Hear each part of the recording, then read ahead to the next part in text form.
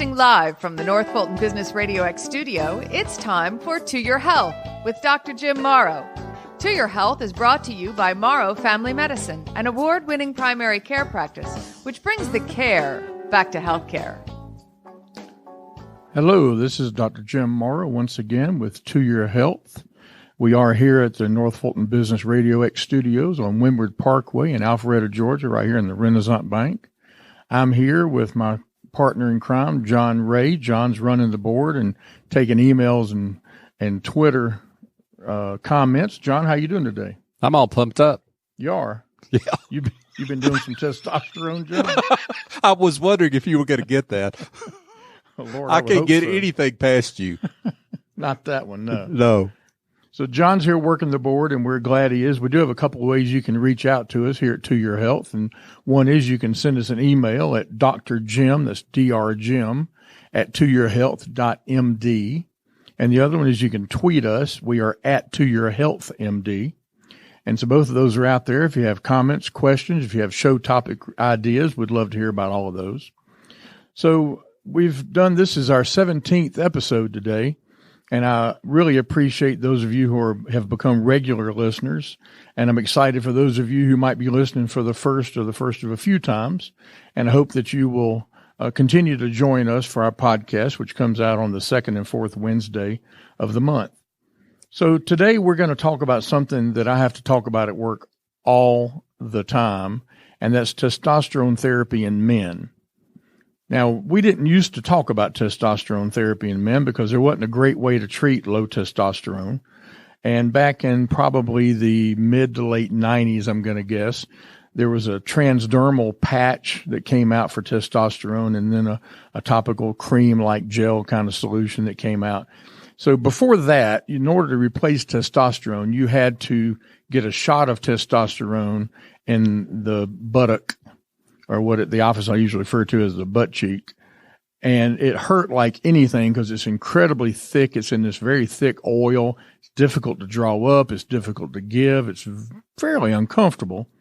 And people just didn't want to do that. So we didn't have to deal with this very much. And then the marketing changed when the pharmaceutical companies came out with an easier way to do this. And they started introducing via television advertising the idea that men were low in testosterone. And basically they did that by saying, well, are you tired? Well, heck yeah, I'm tired.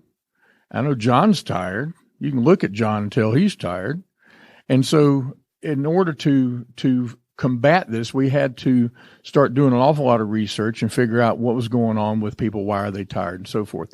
Well, if your testosterone level is lower than it should be for your age, that's a key phrase, then yeah, you might be a little bit tired. But the problem is that everything that goes wrong with the human body causes fatigue. So being tired is not a terribly helpful thing to tell the doctor. So let's talk about testosterone. Testosterone is the male hormone, of course, and it is produced by the testicles primarily. And decreased production of testosterone in men is called hypogonadism. Well, I call it low testosterone because that's a lot easier for me to say.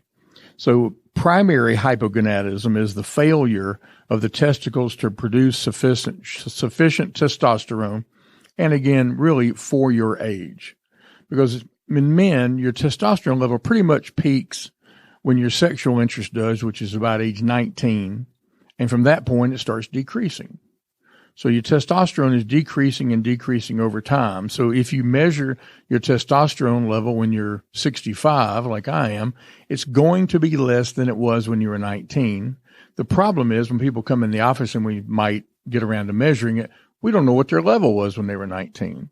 So we really don't have a good way of knowing how much lower it is. And of course, like most things we measure, there's a range of normal values. There's a range from X to Z. And if you fall in there, then you're good. Well, if you started off at 19 being right at the very top, and then later in life, not too old really, you're down towards the bottom, you've had a significant change, but we don't know that. So it's a difficult thing to know a whole lot about. So the testosterone therapy has increased tremendously since the topicals came out, and most of that is given and written by primary care docs. Certainly urologists and endocrinologists write their fair share of it as well. But there's seriously conflicting evidence about the benefit of male testosterone therapy for age-related declines in testosterone. Now, if you're 22 and your testosterone level's low, you need to be on hormone therapy. And I think anybody sees that. Anybody can understand that. But just because you're older and have X, Y, or Z problems and your testosterone level is not at the top of normal, that doesn't mean that's your problem. And just handing out testosterone is not as free of side effects as you might want it to be. So in order to diagnose somebody who has low testosterone, first, physicians shouldn't even check. I don't think a doctor should even check a level unless a patient has signs and symptoms consistent with the problem. Things like loss of body hair, not head hair, body hair, sexual dysfunction, hot flashes, gynecomastia, which is enlargement of the breast. The Food and Drug Administration said in 2015 that using testosterone therapy for low levels due to aging, I keep harping on that because it's important, constitutes what they call off-label use. Now, off-label use is not the end of the world. We wouldn't be able to practice medicine if we didn't write things for something other than what they were originally made for. I did it this morning. I do it every day. I think every doctor does it all the time. But in a particular case like this, it's not as simple and easy as some of the other things we might do. Things like a depressed mood, even fatigue, decreased strength, a decreased feeling of vitality. These are less specific to low testosterone and can be caused by a myriad of different things. So if you're having those things, it's important to see a doctor, but don't go in there thinking that low testosterone is the only thing that can cause the way I feel, because it's absolutely not. Now, the diagnosis of low testosterone should only be made if you have those signs or symptoms and you have low testosterone levels when you check it twice in the morning. You need two readings that are low. You need to check it in the morning. That's the best time. And so you want to be sure you have two of those readings before you actually have a diagnosis of low testosterone. So there are problems associated with replacing the testosterone. If you start off with a level that's very low and you give testosterone, you end up with a level that's fairly high, you can have a variety of things that can happen to you. You can get aggressive. You can get irritable. You can have a rising prostate-specific antigen level, the PSA level. That's the test we use to determine if someone might be developing prostate cancer. And if you do testosterone therapy, that can raise your PSA level. So if you're doing testosterone therapy, you need to see the physician at least twice a year, and you need to have a PSA drawn at least twice a year. Now, that's probably going to fall outside of the norms of your insurance company. It's probably going to get kicked back, and you're going to have to pay for it. But this kind of thing is not free, because it's not like you can't live without it. So if you do that, don't be surprised if you get a bill from the lab for a PSA test. That wouldn't surprise me a bit. It can also make urinary symptoms worse. Men, as they get older, frequently will have trouble urinating. They might have decreased flow. They might be getting up at night to go. They might have urgency. They might even have a little bit of incontinence. And these things can be made worse by replacing testosterone. A lot of that impact, I believe, has to do with the effect on the prostate gland itself. But either way, it can make the symptoms worse. Another thing that can happen when you replace testosterone when the level decreases due to aging is a thing called polycythemia. And some people call that having thick blood. It means your blood count is higher than it otherwise should be. So that's something that needs to be measured on a regular basis also when you're taking hormone therapy, because if your blood does get too, quote, thick, end quote, then that can lead to other problems in other organ systems and so forth. So you want to be careful about that. You want to be sure you don't have that. And if you start off before you even start therapy and you already have a level that's right at the border of that, then you're not even a good candidate to begin, in my opinion. You can get other complications that can give you liver issues. You can get complications that I mentioned, irritability and stuff, and personality changes can happen. And that kind of just depends on the level that you're getting and the frequency that you're getting it. Now, the topical testosterone replacements are pretty much daily. They're done on a daily basis. You have to be careful after you do it because then you have testosterone on your hands. You want to be careful about who touches your medicine and who you touch afterwards and so forth. So I mentioned there's a lot of debate about testosterone, and if you look across the American Academy of Family Physicians and American Urological Association and the endocrine societies, I think each one has a different feeling about what they do with testosterone. I asked a friend who's a urologist about it, and he said, I replace everybody. That's a quote. He said, I replace everybody. If they have a low level, I'll replace them.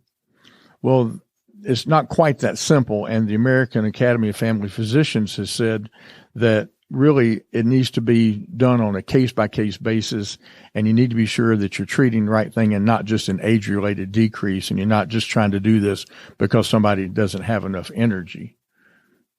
Now, the formulations I mentioned, they've changed a lot, and there's several. I want to talk about those a little bit because I think it's important to know what you're getting into. When I first started practicing, the only thing we had was the injection. And that's something that could be done once a month. It could be done once every 2 weeks. Some people do it once a week at a lower dose. But the problem with most of the injections is that when you give the shot, your level shoots up for the next 48 hours at least to above normal. And then it comes down to below normal or back to where it had been. And then it stays there till the next shot. So you get these peaks and valleys. And that's not a terribly good way to do much of anything. Since then, they've come out with multiple different ways. I mentioned the topicals, whether it's the lotion or the gel or the patch even. And those are things that are pretty much done every day.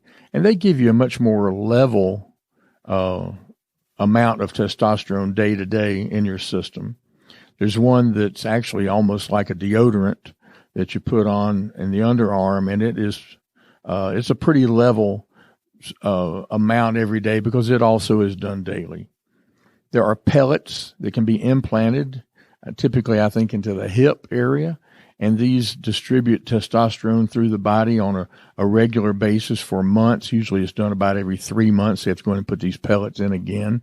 That's not a particularly cheap way to do this, although none of these things are really what you'd call cheap. So those are the main things. The other couple that are out there that I've never prescribed, and I don't know anyone who's ever taken them. One is actually a nasal spray. It's actually a gel that goes in the nose. And that's one you have to do 3 times a day, which is a real nuisance for anything. No matter what you're doing, 3 times a day is not easy.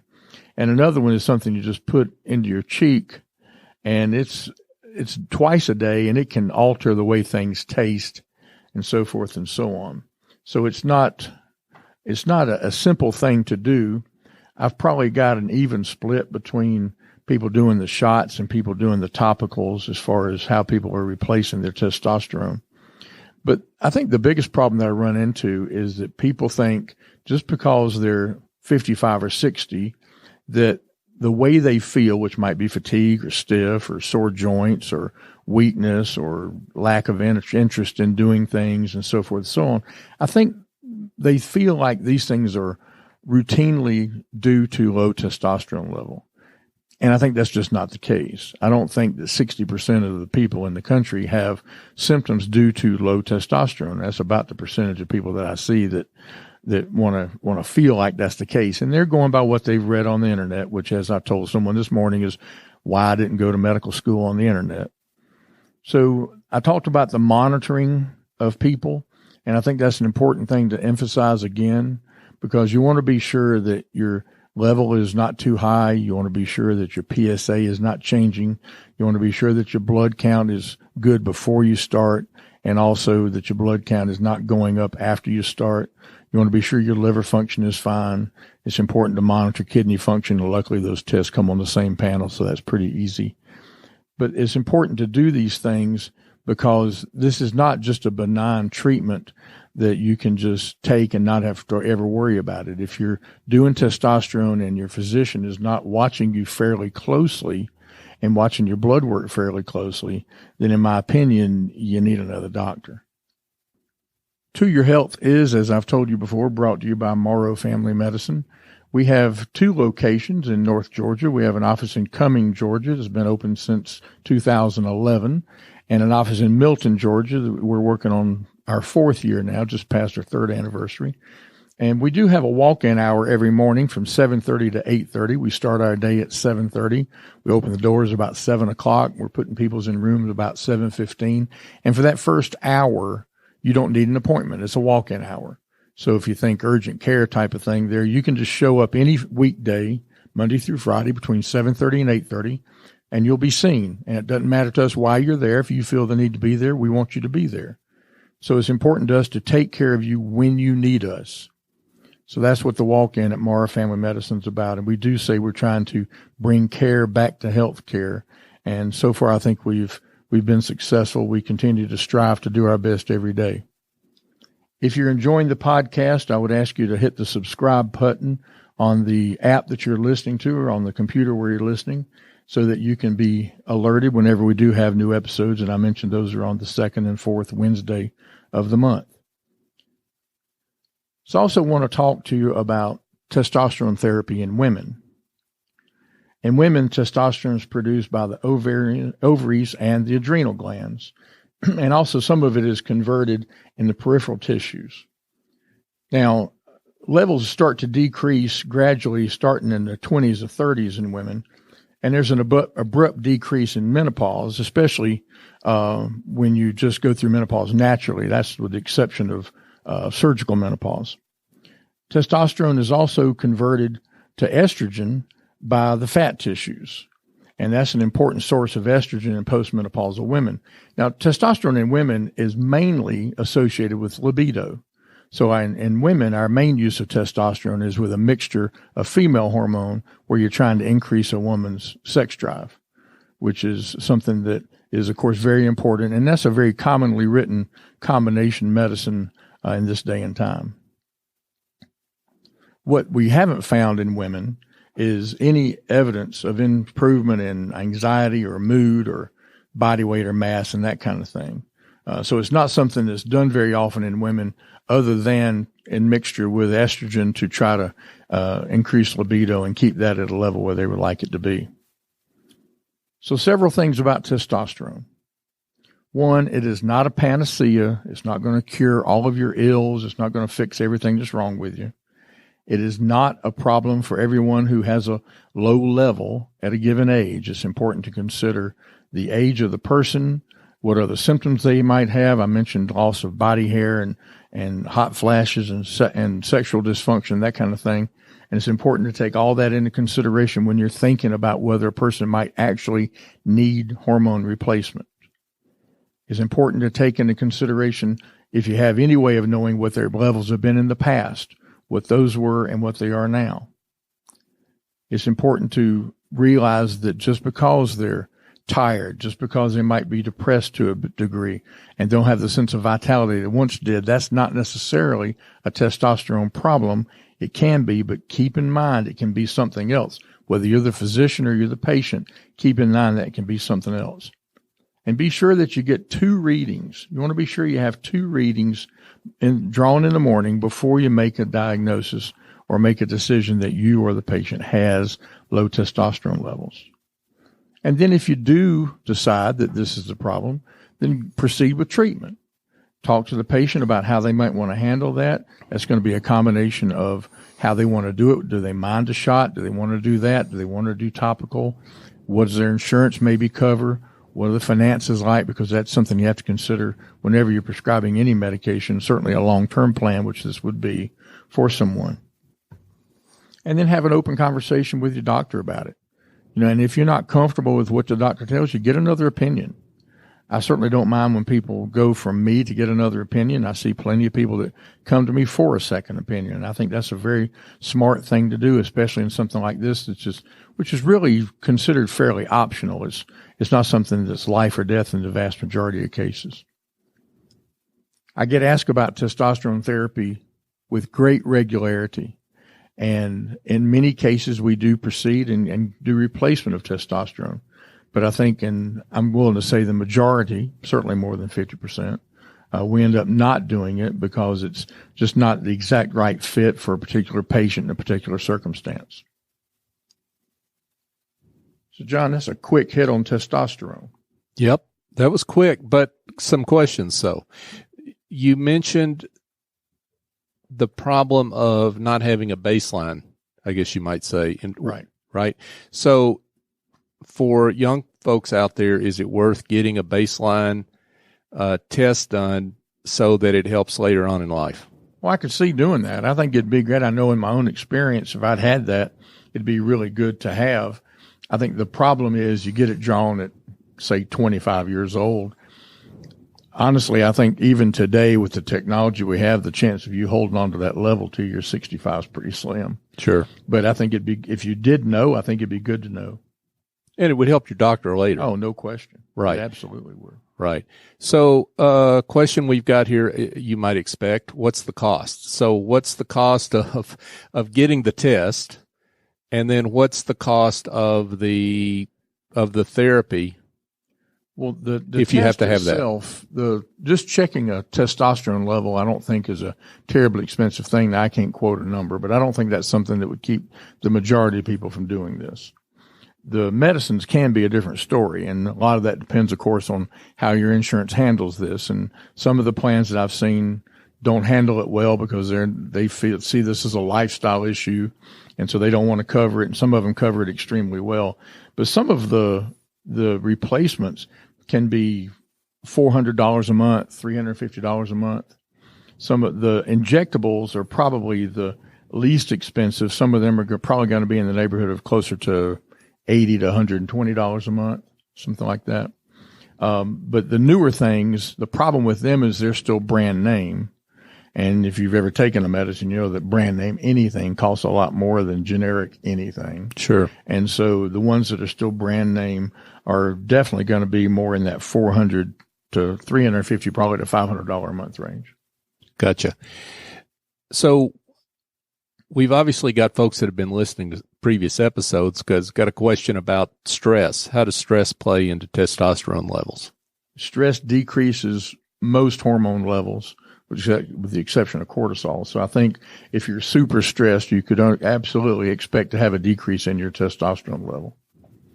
I don't think there's any question about that. Now, I don't think that would necessarily be a long-term change, but if you're acutely stressed, I think a lot of these levels are going to be depressed. That's what I got. Oh, I appreciate it. I appreciate people sending in questions. I appreciate the listeners and people who have subscribed and the comments that I get, most of which are in the office, and people actually listening to the podcast. It's been a pleasure for us to do. I'm looking forward to continuing. We are going to be back on the second Wednesday of next month. And for now, that is To Your Health.